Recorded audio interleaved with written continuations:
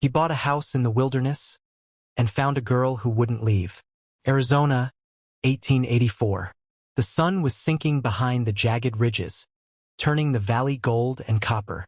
After 3 days on the trail, dust crusted on his coat and sweat dried into salt on his skin.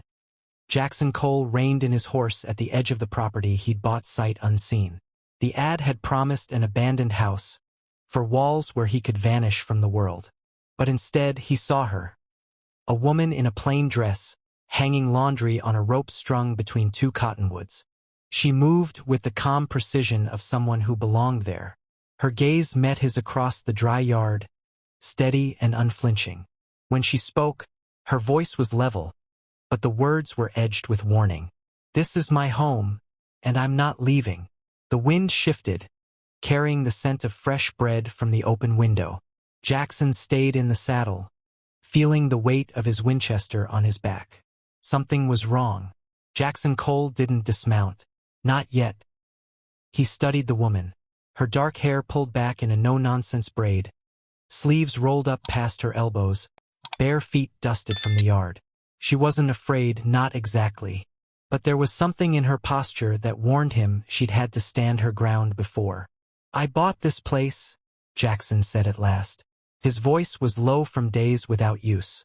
Her eyes narrowed. "From who?" "A land agent in Bisbee, Bryce Weller." At that, a shadow crossed her face. She set the laundry basket on the ground and stepped closer, chin lifted. "Then Weller lied to you. This land isn't for sale. My father built this house with his own hands." Jackson glanced past her to the squat adobe house, its roof patched in places with fresh shingles, its walls worn but cared for. Someone had been keeping it alive. "My brother Mark vanished 2 years ago," she continued. "Before he left, he found something dangerous enough to get him killed. Weller's been circling ever since. Calls it empty land. But he knows I'm here, and so do the men who want it." Her voice didn't waver, but Jackson saw the flicker in her eyes, the weight of solitude, of watching every shadow. He swung a leg over and stepped down, boots hitting the earth with a dull thud. "I didn't ride all the way here looking for trouble," he said. "I came for quiet. Then you came to the wrong valley." Inside, the place smelled of mesquite smoke and bread cooling on the table. A rifle leaned against the wall near the door. No wasted space, no unnecessary ornaments. The kitchen window faced the slope down toward the road, where a man could see riders long before they arrived. She introduced herself as Lillian Graves. He didn't offer much in return, just his name, and that he'd worked cattle most of his life until a fire and a feud took everything that mattered. They ate in silence, bread and beans, the light outside fading to red. Somewhere in the distance, a coyote called. When the sound of hooves came, it was different, heavy, deliberate, too many for a neighbor's visit. Lillian's head lifted.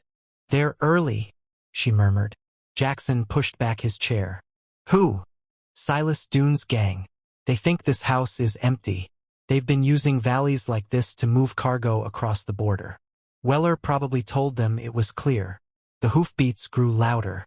Dust rose beyond the cottonwoods. Lillian moved to a section of floorboards in the corner and pried them up, revealing a narrow shaft leading into darkness. "My father dug this," she said. "Runs under the yard to the far slope. It's the only way out when the road's blocked." Jackson looked from the opening to the window, where dark shapes on horseback were beginning to form against the last light. "If you're running, you'd better go now," he said. Her gaze met his. "I'm not running. But if you're staying, you need to see something." They descended into the earth, the air cool and close. She lit a lantern, revealing a narrow passage shored with rough timbers. Halfway through, she stopped and pulled a bundle from a hidden alcove, oilskin wrapped, tied with cord. Inside were folded sheets covered in tight handwriting and crude maps, names of towns, dates, and marked routes stretching across the territory. "These are Mark's notes," she said. "If you read them right, you could bring down Dune's whole operation. And more than a few men in uniform." Before Jackson could speak, a muffled voice echoed through the ground above them. A man barking orders, the thud of boots on the porch. "They're here." she said. And once they realize this place isn't abandoned, they won't leave without what they came for. They reached the far end of the passage, emerging behind a tangle of mesquite. From here, Jackson could see the yard's 6 riders, Dune among them, his frame heavy in the saddle, his men fanning out with rifles. Blocked at both ends, Lillian whispered. They've done this before.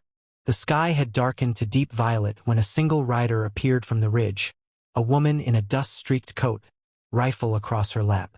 She reined in hard, scanning the scene below before riding straight toward Dune's men. That's Sam Hart, Lillian said, her voice tightening. She rode with my brother once. Some say she loved him.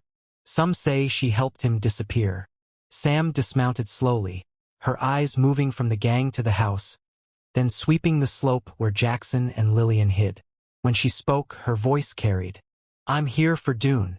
The gang laughed, but Dune didn't. His smile was small and cold. Jackson felt Lillian's hand tense on his arm. She's trouble, she said. So are we, Jackson replied. They stayed hidden as Sam spoke low with Dune. Her posture relaxed, but her right hand never far from the rifle.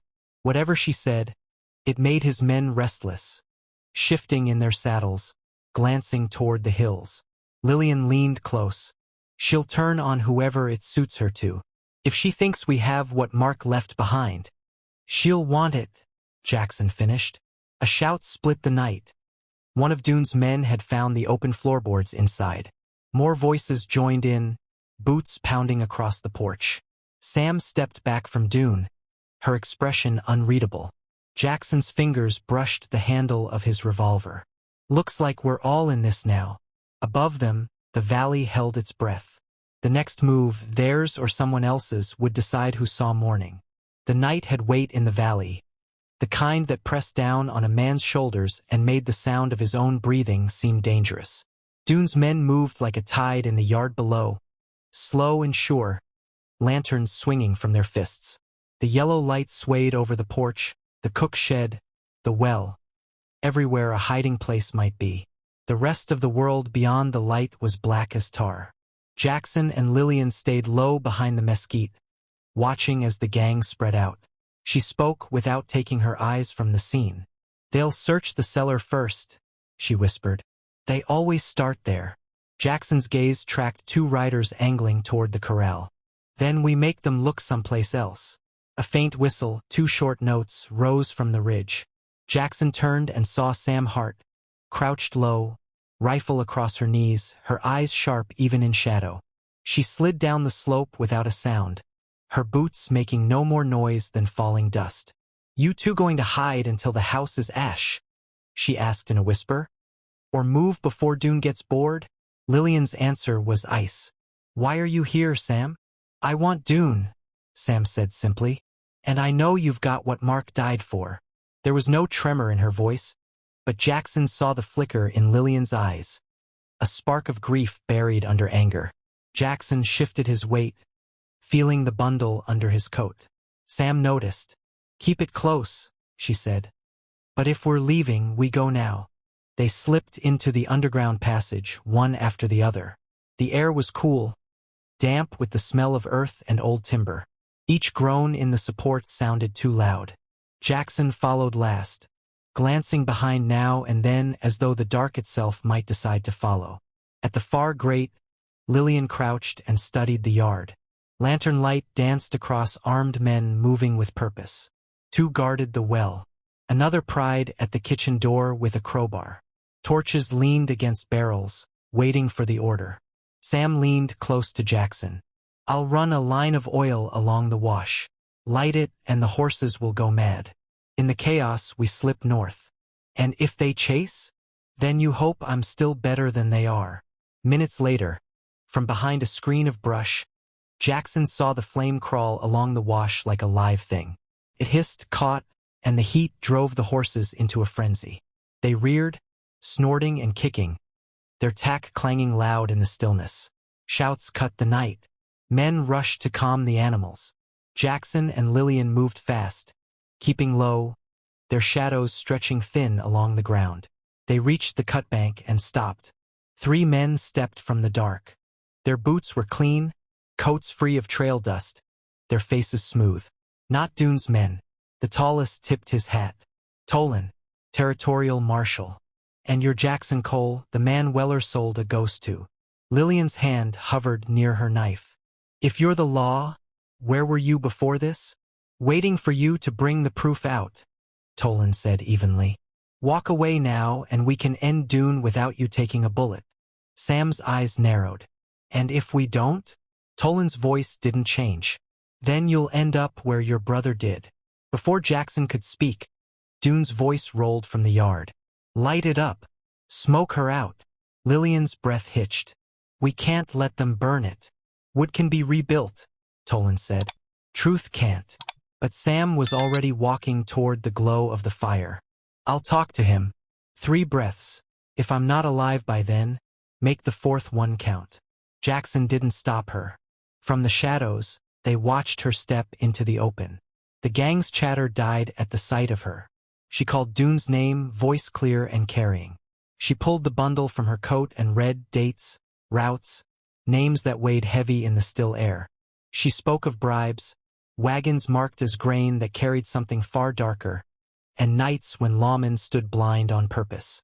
Tolan's voice joined hers from the shadows, naming Weller, the sheriff, and Judge Wexler.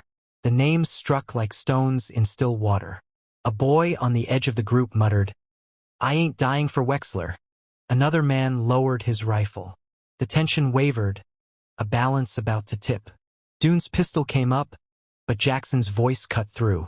You shoot her, and every man here knows you're the judge's dog. That's a weight you'll carry to the grave. The fire spat against the porch. The smell of burning wood drifted out. Dune's eyes moved over his men, the shifting feet, the stolen glances. Slowly, he lowered the pistol. Boys, he said at last, put the torches down. Some obeyed fast, eager for the order. Others moved slower, but the fire was beaten down before it climbed higher. Lillian's house stood, blackened at the edges, smoke curling from its eaves but still whole. Jackson let his breath out. The yard was still dangerous, but a fracture had opened in Dune's hold. The night had changed. Dawn was still far off, yet for the first time the valley didn't feel completely trapped. Smoke still clung to the blackened porch beams, drifting upward into the cold Arizona night. The fire had been beaten down, but its bite still lingered in the scorched wood and in the eyes of everyone who'd watched it almost take the house. The yard was crowded with shadows. Dune's men standing in loose clusters, some clutching torches, others with rifles hanging uncertainly at their sides. A few shifted their weight from foot to foot, glancing at each other, gauging the wind of the moment. The tension was a rope stretched taut, and any hand might yank it to breaking. From the darkness beyond the corral, Tolan stepped into the lantern light. His coat was dusty from the trail, but his boots were clean, and the badge on his chest caught the glow like a small flame. He carried himself like a man who had walked into worse and survived it. Silas Dune, he called, voice even but loud enough to carry across the yard. Territorial marshals. You and your riders are under arrest for smuggling, armed robbery, and conspiracy to murder. The words dropped into the air and lay there like stones. For a moment no one moved. Then a ripple went through the men. Some straightened, others turned slightly toward Dune, as if waiting to see which way he'd jump. Dune stood near the well, his big frame backlit by a lantern on the post. He didn't flinch at the marshal's words. Instead, he smiled, slow and wolfish. That's so, Marshal? You figure you can walk in here with a badge and take me on my word? You're not hearing me, Tolan replied, his tone sharpening. He nodded toward Sam Hart, who stood a few paces off, the oilskin bundle tucked under one arm. We've got more than your word. Routes, dates, cargo lists, names, including the man in Bisbee who's been keeping your hands clean. Judge Wexler himself. That name cracked the night in two. A few men muttered, a curse or two cut short. One rider spat into the dirt and stepped back, as if distance might keep him clear of the fallout. Jackson took a half-step forward, letting his voice carry. You all hear that? You keep riding with him after tonight, you're not just outlaws. You're working for the very man who's been selling you to the gallows when it suits him."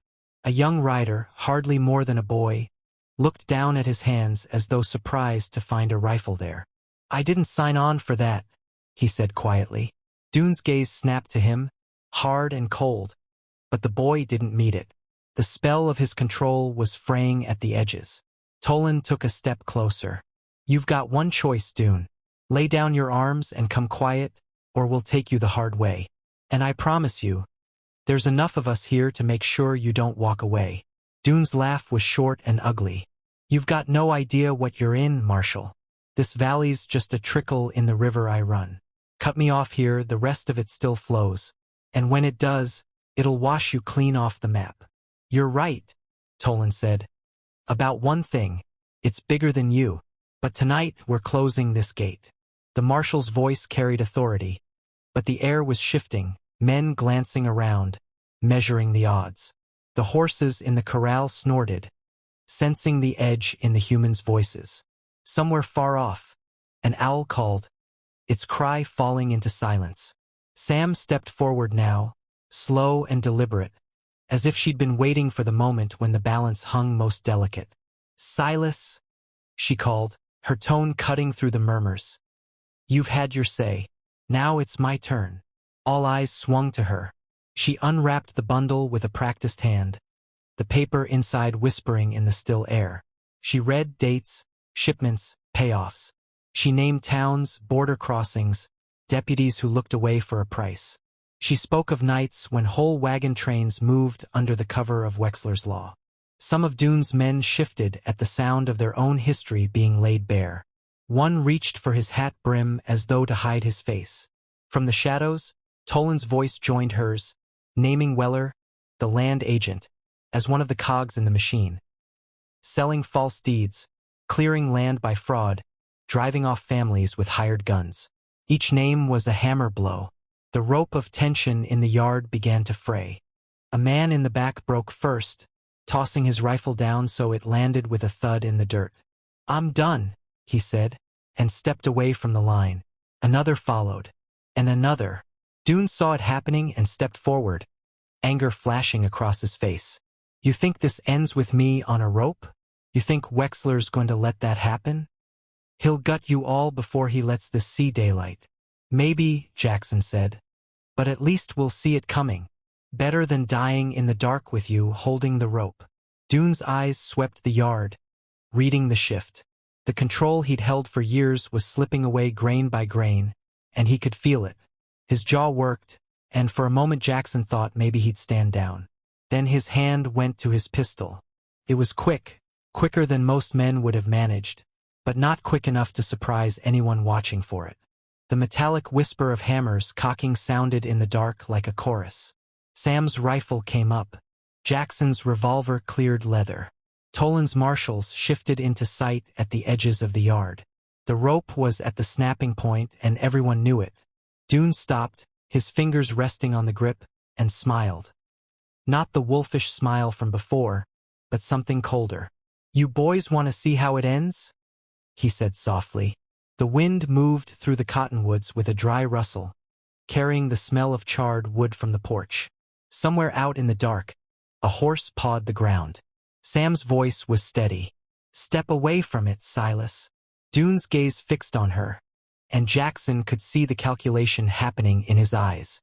It was the kind of look a man gave before he did something that couldn't be undone. The breathless stillness in the yard was about to break. Dune's hand closed on the pistol. The breathless stillness shattered. The first shot cracked the night dunes, but the muzzle flash went wide. Sam had already moved, diving for cover behind the porch beam. Jackson's revolver barked in reply, the sound flat and sharp. Tolan's marshals surged forward, rifles spitting fire. The yard became chaos. Men shouted, some firing blindly, others scrambling to get clear. Horses in the corral screamed and kicked at the rails. Lanterns swung wildly, throwing light and shadow across faces twisted in fear or fury. Dune backed toward the well, firing as he went. Jackson advanced in short bursts, squeezing off rounds only when he had a clean sight. A bullet chewed a splinter out of the post beside his head. He ducked, rolled, and came up kneeling. Across the yard, Sam's rifle roared. One of Dune's lieutenants, a big man with a red scarf, dropped his weapon and fell face-first into the dirt. Another rider bolted for the gate, only to be cut off by a marshal. "Hold your fire!" Tolan bellowed when 3 men threw down their rifles and raised their hands. The shooting slowed, but Dune was still moving, still dangerous.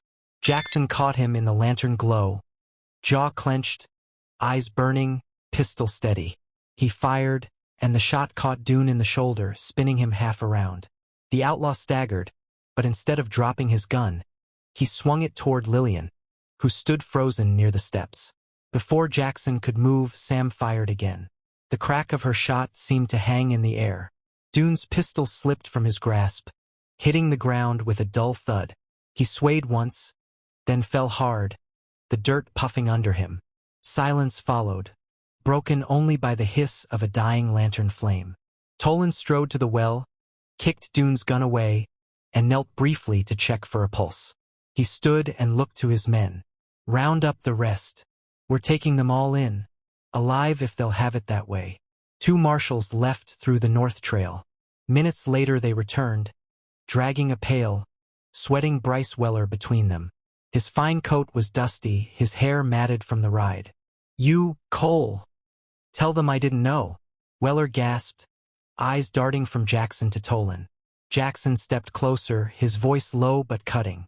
"You knew enough to sell me a lie, and you knew enough to leave her here for Dune to take." Weller had no answer. The marshals marched him to the line of prisoners. By dawn, the yard was empty save for Jackson, Lillian, and the charred scent that still clung to the house. The marshals rode out in a slow column, prisoners bound, hooves drumming a steady beat into the hard earth. Lillian stood on the porch steps, arms folded. She watched them go until the dust began to settle. "You could have gone with them," she said quietly. "Left this behind." "Thought about it," Jackson admitted. "But seems this place has a way of holding on to you." She gave a faint, tired smile. "This land's big, Jackson. Too big for one person. But there aren't many you can trust here." He looked past her, at the blackened beams of the porch, the steady line of the cottonwoods, the thin ribbon of smoke curling from the chimney. "I came out here to disappear. Guess I found something worth staying for instead." They drank coffee in the quiet, the light strengthening on the horizon. Somewhere down the trail, the marshal's column faded from sight, and the valley settled into stillness. It wasn't peace, not yet, but it was the start of it. The valley breathed differently in the weeks after Dune fell. The air no longer carried the constant tension of riders moving unseen through the hills. Lanterns burned at night without fear of drawing fire. The cottonwoods by the creek, once a place for whispered meetings, now stood only for shade. Lillian Graves lived alone in her father's house again, but the solitude was changed. She still rose before sunrise, still boiled her coffee strong enough to wake the dead, still worked the soil with a stubborn patience that ignored blister or sunburn. Yet each day, she looked out to the ridge, half expecting to see a figure there, hat brim low, watching to make sure the valley stayed hers. Jackson Cole stayed, not in the way of a man squatting on someone else's claim, but as one who had finally found ground worth tending. He mended the fence line on the south pasture. He rode to town with Lillian once a week for supplies. He spoke little, but when he did, it was often in the evening on the porch, with coffee cooling in his cup and the sound of night insects in the grass. The deed, folded and worn from being carried too often, stayed in a tin box on the mantel. Lillian touched it sometimes when she passed, as if to remind herself it was real. One afternoon, Sam Hart returned. She rode in slow from the west, her horse thin from the trail, her eyes still sharp but carrying the kind of weariness that wasn't from lack of sleep. Lillian met her in the yard, neither smiling nor frowning. "Didn't think you'd come back," Lillian said. "Didn't think I would either," Sam replied, swinging down from the saddle. She glanced toward the porch, where Jackson stood in the doorway. "Heard Wexler's got federal men crawling all over his court. Thought you'd want to know." "That you're doing?" Jackson asked. Sam's mouth twisted. Only a little. The rest was in the papers you kept breathing to protect. They shared coffee at the porch table, the three of them saying little. When Sam left, she carried nothing but her rifle and the dust of the valley on her boots. By the first frost, the scars on the porch beams had grayed, the fire's memory fading to something less raw. The valley was quiet, but not empty. Rabbits darted in the sage, hawks circled over the ridge, and once or twice a week, a lone rider passed on the trail, tipping his hat in peace instead of malice. One cold evening, as the sun bled out behind the hills, Jackson sat on the porch rail, watching Lillian hang the last of the laundry before dark. The wind tugged at the sheets, snapping them softly. "You've got enough put by for winter?" he asked. She nodded. "Thanks to you hauling half of it in." He shrugged. "Just doing my share." Lillian paused, pinning the last shirt to the line. "You know, when you first came here, I thought you were another man trying to take something that wasn't his. And now I think maybe you were looking for the same thing I was, somewhere the noise couldn't reach." He looked out at the darkening land, the low hum of the wind in the cottonwoods. "And did we find it?" She didn't answer right away. "Maybe, but finding it's not the same as keeping it." That night, they lit the stove and ate in companionable silence. Outside, the frost began to silver the ground, and the stars shone cold and clear. In town, folks still talked about that night, how Doon's gang broke, how Weller was dragged in wearing fine boots and a face like wet paper, how the judge's name went from something spoken with caution to something spat in contempt. Toland's marshals had left weeks ago, but the law's shadow remained, faint but present. For Jackson, the valley was enough. The work was steady, the nights were quiet, and the woman who had once told him to leave now poured him coffee in the mornings without a word about when he might go. One morning in late winter, he found her on the porch, watching the sunrise. The deed lay on the table beside her, open. "Thinking of selling?" he asked, half teasing. She shook her head. "Thinking of what it cost to keep it." He sat beside her, the cold wood of the step pressing through his trousers. "Worth it?" Lillian didn't look at him, but her voice was sure. "Yes." They sat there until the sun cleared the ridge, throwing gold across the frost. In the distance, the trail wound out of sight, but for once, Jackson didn't think about where it led. The war in the valley had ended without glory. No grand speeches, no parades, just the quiet stubbornness of people who refused to give up what was theirs. And in that stubbornness, Jackson found a kind of peace he hadn't thought existed anymore. Some nights, when the wind was low and the fire burned slow in the stove, he would remember the sound of Doon's voice, the weight of the air before the shooting started, the sight of Lillian standing her ground in the lantern light. And he would remember the moment afterward, when the torches were lowered, and he knew the valley would hold. One man could stop a war, he thought, not with bullets alone, but with the truth in plain daylight and the will to stand by it. The truth was, he hadn't come to Arizona looking for this. But now that he'd found it, he knew he would not leave. The winter loosened its grip on the valley with the patience of a gambler reluctant to leave the table. Frost still silvered the grass at dawn, and the nights could turn the air sharp enough to make a man's breath sting. But by day the creek swelled with meltwater, murmuring through the cottonwoods. Jackson Cole worked the land beside Lillian Graves through those months. The labor was honest and endless. Mending sagging fences, patching the barn roof where last summer's storm had torn shingles away, turning soil for early planting. Lillian met each task with a steady hand and an eye that missed nothing. It was quiet work, the kind that left muscles aching and hands roughened. And though the valley had known no more gunfire since Doon's fall, Jackson felt a restlessness under the calm, as if the land itself was listening for footsteps it couldn't yet hear. One evening, with the sun slipping behind the western ridge, a rider appeared on the north trail. He didn't come fast, but his seat was steady in the saddle, his approach deliberate. Jackson was on the porch, a knife in hand, whittling a scrap of mesquite. The rider reined in at the edge of the yard, lifting a hand in greeting. "Name's Carson, Marshal out of Prescott. Mind if I water my horse?" Jackson nodded toward the creek. "Help yourself." But I'm guessing you didn't ride all this way just to stretch your horse's legs. Carson dismounted, dust shaking from his coat. You'd be right. I've spoken with Tolan. He says you've got a way of finding trouble. Or maybe trouble's got a way of finding you. Jackson's eyes narrowed. Depends on the day. Carson's gaze shifted to the doorway, where Lillian had stepped into the light. Miss Graves, I hear you've got something, your brother's papers, the ones that took Dune apart. Her shoulders stiffened. What of it? There's a name in there we've been chasing for a while. Avery Holt. Runs freight through Yuma. Keeps to himself, doesn't draw attention. But he's tied to the same routes Dune used. We think he's moving more than freight. One of our informants ended up dead in a yard last month. Lillian crossed her arms. And you think those papers can nail him? They can start the process. But only if you're willing to let us look. Jackson's knife stilled on the wood. The bundle sat in the tin box on the mantel, wrapped in oilskin. He'd kept it here because Lillian wanted it safe, and because he believed the fight was behind them. But Carson's eyes told him otherwise. After the marshal left, the house was quiet. Lillian stood by the stove, cup in hand, watching the fire through the open door. If we give him those papers, she said, it won't stop with Holt. They'll keep coming.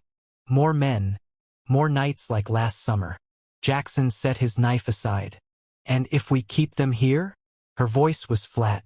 Then one day it starts again, here in this valley. Maybe not tomorrow.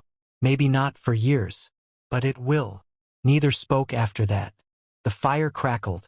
The wind tapped the shutters, and the first stars showed cold against the dark. 2 mornings later, Jackson saddled his bay while Lillian loaded the saddlebags with bread, dried beans, and the tin box from the mantel. She didn't speak as she tied the bundle down.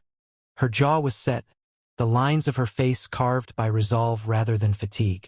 The ride to Bisbee was long and quiet. They passed over low hills where the mesquite clung to shallow soil, the wind scraping dust across the trail. Far to the south, the horizon shimmered with the pale haze of desert. Bisbee bustled more than Jackson liked. Miners crowding the streets, wagons groaning under their loads, the air thick with coal smoke and shouted bargains. They found Carson in the back room of the marshal's office, bent over a table scattered with maps and ledgers. You came, Carson said, straightening. Jackson set the tin box on the table. Like you said, this isn't over. The marshal opened it with care, unwrapping the oilskin until Mark Graves' notes lay exposed. He read in silence, his finger tracing lines on the map, lips tightening as he connected routes to names. Holt's good at staying invisible, Carson said finally. Doesn't run guns, doesn't touch liquor, not directly. But he's moving something else. Something that brings men across the border who'd rather not be seen. These papers link him to at least 4 shipments. If we press, he'll fold. And when he does? Jackson asked. We cut another piece off the network. Might not kill it, but it'll hurt. Lillian's eyes stayed on the bundle. And what happens to the rest of these names?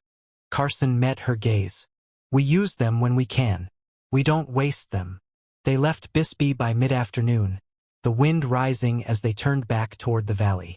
Clouds gathered over the ridges, their shadows moving fast across the land.